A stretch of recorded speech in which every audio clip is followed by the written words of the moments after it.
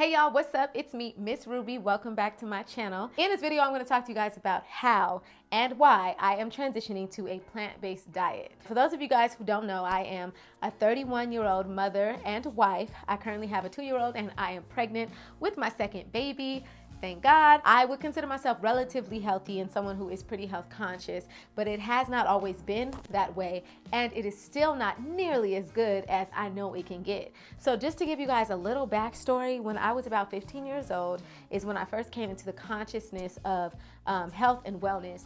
I was in a situation where I was like living with roommates at the time. The eldest roommate had just like hit his 20s, and he started to want to like do all this diet and fitness and stuff, you know, lose weight and all this stuff. And so we were at Barnes & Noble one day. He started reading this book. I wish I could remember what the book was. If I do, I'll put it somewhere here on the screen. And I just remember that in this book, it was given all types of tips on how you can start to just like improve your diet and lifestyle. I remember when we were like reading this book, we were starting to practice some of the recipes in it, and it was just so weird because it was so different. I grew up very poor. I grew up in the hood, and I grew up, you know, as a Black American woman. So you could only imagine the type of food that I ate growing up, okay? You know, top ramen, hot dogs, tuna fish sandwiches, ketchup bread, Kool-Aid. When I had some money in my pocket, hot Cheetos, honey buns, and all that good stuff. So that's basically like what I survived on. And at this point in time in my life, living with roommates, we were pretty much buying like frozen food, packaged food, processed food. Literally every single time we went to the grocery store, we bought cereal, we bought top ramen by the caseloads, frozen burritos, corn dogs. If we wanted to be fancy, we'd actually cook a meal here and there. And when we did that, it was fried chicken, pork chops, steak, you know, cheeseburgers, things like that. And although I can't say that I've completely done away with those foods, I can say I'm a lot more conscious and aware of what those foods do to my body today than I was at that point. And so what happened was, at the same time is when that documentary came out about McDonald's. What was it called? Super Size Me? And we watched Super Size Me, and like our worlds were shaken up, because when I tell you we ate fast food almost every single day, and Big Macs were my shit at the time, baby. So yeah, that really like woke us up to the concept that the meat and the foods that we were eating at these fast food restaurants were not nearly as real as they seemed to be. Around this time was also when I discovered that I was lactose intolerant, and I also discovered that I was dealing with like sinus issues, sinus allergy issues. I had to start really figuring out alternatives to dairy. At this time, like I didn't know nothing about like almond milk or like plant-based milks or anything like that. But at this time also, like I said, I was having like allergy and sinus issues, and I was taking sinus medication on a regular basis, and this is when I started to experience a lot of really uncomfortable side effects of medication. I didn't know what it was. I just know that for a few months I started noticing that I would just feel just raw, just all the time. Like I would have an attitude, my mood would be disrupted, everything, and I didn't understand why. And then one day it just hit me. I noticed like an hour after taking this sinus medication, my sinuses would be clear, but I would be in a bad mood. And that's when I first had my first experience of a side effect of medication. And this was not a prescription medication by the way. It was actually just an over-the-counter medication. And that's when I started to realize I need to watch what I'm eating. I need to watch what I'm taking. I need to watch everything that's going in my body. So I started to be a lot more conscientious about that, try to drink my water and everything. And so this is around 15, 16 years old. We live in an age of information. And so fast forward about 10 years later, one of my roommates started to feel a lot of pain in his body, and he started to feel like he was sick, and he would describe his pain to me, and he would say that he thought he was dying, but he wasn't telling anybody about it, because you know how men are. He was trying not to really complain about it, but he was definitely suffering in silence. There's just a lot going on. But in addition to that, you know, we were still eating like Jack in the Box at midnight, you know, on busy days, staying up all night doing homework, eating packaged food, processed foods, and not getting enough sleep. So his lifestyle was all out of whack, but he didn't really know. He just was dealing with this pain, going to the doctor. They were constantly prescribing him medication for something that they couldn't even diagnose. They would literally tell him, it seems like your levels are fine, you seem healthy, I'm not sure exactly what's wrong, but if you're feeling this kind of pain, I'm gonna send you home with this type of medicine just in case, so we can kind of weed it out. And that's what I've come to know about, you know, doctors in the medical field. Don't get me wrong, I really appreciate their expertise, their knowledge. They don't go to school for all those years for nothing, so no knock to doctors, but I know people in real life who work in the medical field. I've watched plenty of interviews now to this day of plenty of doctors in different specialties, and they pretty much all say the same thing. they are not really trained in the area of nutrition and preventative care. They are trained on how to treat illness. So an illness must be able to be diagnosed, and then a treatment plan must be implemented. And a treatment plan is not a healing plan. It is designed to treat what the issue is, which typically ends up yielding a lifetime of medication and or procedures. And very rarely do these treatments lead to full recovery without the patient also implementing a lifestyle change. And so seeing my friend go through that, and then him deciding to do the research necessary to try to figure out what was going on. He wasn't about to take all that medication. You know what I'm saying? The only thing he could do was start asking questions. And so in this time, he started asking questions, and he started to find out that there were such things as gluten intolerances, lactose intolerances, like I knew, lactose or dairy allergies to certain ingredients in food, and different responses to different chemicals in food. And so one by one, he started to just take things off his plate until he eventually basically became plant-based, vegan, whatever you want to call it. When I tell you that this is someone who, just like a regular person, regularly was trying to do diets and lose weight all the time, doing this cleanse, detox, this workout plan, and he would have success because he was pretty disciplined, so he would probably lose 10 pounds, sometimes 15. I think the most he lost was like 17 pounds during one of his, things that he was doing, but it was never really that dramatic, and he would always end up gaining it back. Well, when I tell you that he made this shift in his lifestyle for his health, and he dropped like 40, 50 pounds in a matter of months. It was insane. People thought he was sick. Everyone was wondering, people thought he was more sick when he was healed than they thought when he looked healthy. And that goes to show and say so much about what we have come to normalize in this society. We look at people who are thin and think that there's something wrong with them. Oh, you need to get some meat on your bones. You know what I'm saying? They'll get a little fat, whatever. And now, the more that I'm starting to learn from people like my friend who have suffered from illness and changed their lifestyles and have decided to be healthier, they're all pretty much thin. And no diss to people who are overweight. I truly believe that it's an issue in this society, in this culture, where information is just not shared authentically. And we've been through so much as a people, so many different evolutions and cycles that we've gone through in this country. It's hard to pinpoint where exactly things started and where we need to begin to reverse them. But I do know that a lot of damage has been done to us physically, environmentally, and especially nutritionally. So his story weighing so heavily on me, on top of so many other people whose stories I've come across throughout time, have influenced me. And most recently, I even had my own experience where it kind of was like drawing the line in the sand for me. I think it was actually towards the end of 2019. I was starting to get back into the groove, like getting over the postpartum woes, starting to get back into the groove of taking care of myself and wanting to work out again. And then there was this one time where I ended up stuck on the toilet. I don't recall doing anything specifically that would trigger this response, but I know I was stuck on the toilet, y'all. It was so bad that I was waking up in the middle of the night having to go use the bathroom, not knowing why this was happening. And I remember the first day it was painful, it was agonizing, but I kind of just rationalized it by saying, hey, once in a while we go through this. Sometimes our body just has to kind of do a natural detox, get rid of some waste. But then when it happened the second night and then the third night, and I was literally trying to figure out what was wrong with me, I was in so much discomfort. I was praying about it. I was really thinking to myself, this must be what it's like to be a sick person and be uncomfortable every single day. And I am not trying to be sick. And so I started to do some more research. I started to watch more interviews. I came across these doctors that have done multiple interviews on the Breakfast Club. So if you guys watch Breakfast Club with Angela Yee and Charlamagne the God and Envy, they were interviewing these three black people. Two of them are doctors and one of them is a health coach. And they were talking all about how they were helping so many people to reverse, prevent, and eliminate illnesses, diseases, things that had been attacking their bodies for years, in dealing with infertility issues fibroids, all of these things that typically go on either unnoticed or undealt with and just treated, medically for the rest of their lives. They were helping people to fully like eliminate these conditions, reverse their situations, and lead healthy, happy lives.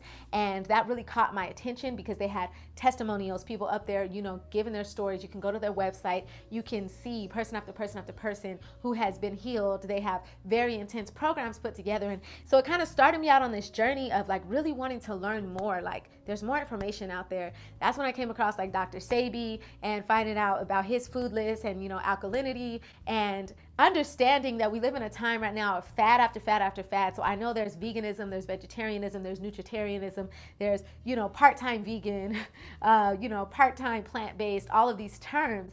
And while I don't want to get caught up in that, I do understand that these things exist for a reason. And so I'm like, let me educate myself and find out these people's stories. And long story short, I found out that there must be a way for me to heal myself. And so I started to be more conscientious than ever before about what I was putting in my body and really paying attention to ingredients. And fast forward, now I am here where I am in the beginning of my second pregnancy, and I'm noticing that even though I've had all this information for all these years, I haven't been disciplined enough to really, really, really implement it into my life.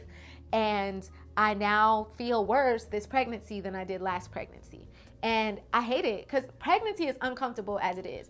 But one of the things that I think is like an ongoing myth is people saying like, oh, that just comes with age. That just comes with genetics. That just comes with pregnancy. I refuse to accept that. So that is what has got me here. I have family members, friends, almost everybody I know is dealing with something, whether it's overweight, obesity, extra weight on them that they just cannot lose. That's the most common one. People in my age group already starting to deal with high blood pressure, with constant headaches. One of my friends recently got diagnosed with epilepsy. My husband always deals with migraines. I know so many people. I always deal with, digestive issues. That's really a problem. People dealing with acne, and all of these things that I'm learning are a direct result of the toxicity within our bodies that can be controlled by our diet and lifestyle. I feel like when God put us here on this earth and gave us this beautiful earth, He gave us everything we needed, not just to survive, but to thrive, to lead the best quality lives and make the most beautiful outcomes for ourselves while we're here. And while we cannot control the day we die, I do believe that we can control how we live. That is up to us. And that's what I want to do. Now that I'm becoming a mother of two, I'm looking at my child and my future child, and I'm like, with all this knowledge I have, I would be doing you a disservice to not at least equip you with all of the options that you have available to you. If you decide to grow up and eat fast food every day, not brush your teeth or take showers, that's on you. But mama is going to at least introduce you to what papaya is, to what pineapple is, to what sea moss is, things that I didn't know what they were growing up, because all I knew about was apples, oranges, and bananas, and the things that were listed on the triangle pyramid, food group thing at school. That's what I was taught was normal. And now I'm starting to realize that we can truly do better. And so when you know better, you do better. And that's basically where I'm at today. That was not a short story at all, but I just wanted to kind of bring you guys up to speed as to why I'm so passionate about this. Also, specifically in the Black community, a lot of the ailments that we deal with, people have passed away, from these things. Heart disease is the #1 killer, and it is fully reversible without surgery. Next to that, we're dealing with cancer, we're dealing with diabetes, high blood pressure, obesity, which it happens to be, the starting point for so many other diseases. All of these things that can be reversed with lifestyle changes. I feel like I would be doing the world a disservice to sit back and not at least share this information. And the best way that I can share this information is by experiencing it myself. And that is why I feel like I really want to make the lifestyle change to becoming plant-based. I don't think that it's going to be it hasn't been easy so far, but I find that the more I educate myself, the more I read and study, the more I learn, the more exciting it is. It doesn't feel like I'm being forced to do something I don't want to do. It doesn't feel so much like I'm giving up all this wonderful stuff. It feels more like I get to experience the quality of life that a lot of people never will. And so I'll say this to you because it's one of the motivational pieces that I live by that I was told years ago, and that is, if you want to experience or achieve something that most people have not achieved, you're gonna have to be willing to do something that most people are not willing to do. And that's where I'm at today. So how am I going about doing this? Number one, the first thing that I'm doing is consistently educating myself, okay? Highly recommended if you're on this journey with me.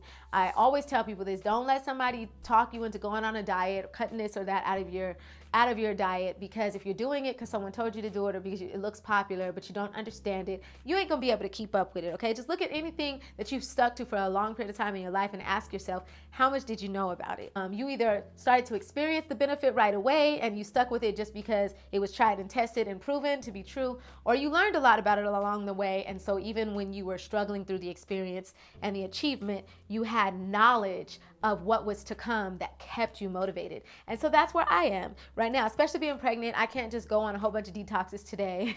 You know what I'm saying? I'm not about to just totally like cut everything out of my diet and switch everything overnight, because I have to really watch what I do. So this has to be a slow and steady journey for me. So educating myself, like I said, I am constantly following the Detox Now. That's a website. I'll link everything that I'm talking about in the description below. So looking at their website, looking at the things that they post, following the social media accounts of them, following the social media accounts of the surviving relatives of Dr. Sebi, who talks a lot about living an alkaline life and electric food, and how these foods have helped him to heal people from AIDS, even, HIV, one of those things that they say is just incurable, helping people to reverse cancer. I'm currently actually reading this book called Vegucation Over Medication, and this is actually written by Dr. Bobby Price. What I love about his story is that he was once a pharmacist, so he was basically a drug dealer. He sold medicine for a living, and he was fully educated on it, and he turned his life around to not only become a plant-based eater, but to begin to educate people on diet and nutrition and lifestyle. And there's a very significant reason why he did that, and so reading that book, constantly talking about it on social media, so people are linking me to different resources and things that I can learn from. So education is the first thing that I'm doing. The second thing that I'm doing is I'm beginning to, I say, detox my kitchen. And that's basically, I am slowly but surely getting rid of all of the things that I know do not belong. So processed food. I'm actually going to take you guys in the kitchen with me right now, just so you guys can see a little bit of what my pantry looks like right now. All of this cereal, even granola, full of sugar, full of additives, so slowly but surely getting rid of these things. A lot of the grains that do not possess any nutrient value, canned foods rather than fresh vegetables. Just really getting rid of a lot of the things, pastas and sauces and things that contain preservatives and high amounts of sugar and sodium. Definitely doing the same thing with my refrigerator, with my freezer. And as I'm beginning to eliminate the things that I currently have by consuming them, I'm not throwing them away. I feel like ain't nobody got time to be wasting money. And it's not like these things just kill me overnight. It's not like I'm currently dealing with a debilitating disease where I need to do an extreme level detox right away. Because if I were, I would completely throw all this in the garbage, because in my opinion, my life is worth a couple $100, in the trash, definitely. And so if you're watching this video and you are someone who's suffering in silence, you're in pain, you're dealing with something that needs to be reversed right away, then I would highly recommend that you look into some of the links that I'm listing in the description and find out which one of these detoxes or programs that you can get involved in, so that you can make a dramatic shift, because you definitely can do, literally you're like 30 days away from experiencing the greatest change in your life. I promise you, if you would just be willing to do the work. So that's where I'm at today. I would love to keep you guys posted on the journey. If you guys have not currently followed me on Instagram, definitely do that. As you can see, I'm very passionate about this. I would love for you guys to share your stories in my comments, because what I'm gonna do is, first of all, be here to encourage you along the way. You guys can leave your requests about things I can share with you that I'm learning.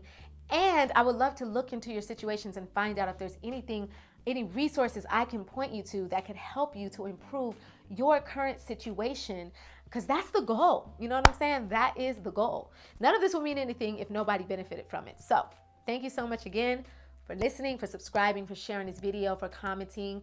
Turn on your notifications so you can be notified. I'm going to continue to make, other content, beauty-related content, lifestyle content, but I definitely want to do some of these health and nutrition-based videos from time to time. Keep you guys posted on the journey. And yeah, that's it. Thank you so much again. God bless you. Remember to be you, love you, make it all beautiful, and I will see you, or you will see me, on the next video. Hi, Lisa. Ta-da. Ta-da. I teach my videos. Let me know. She wasn't even messing with you. Yeah.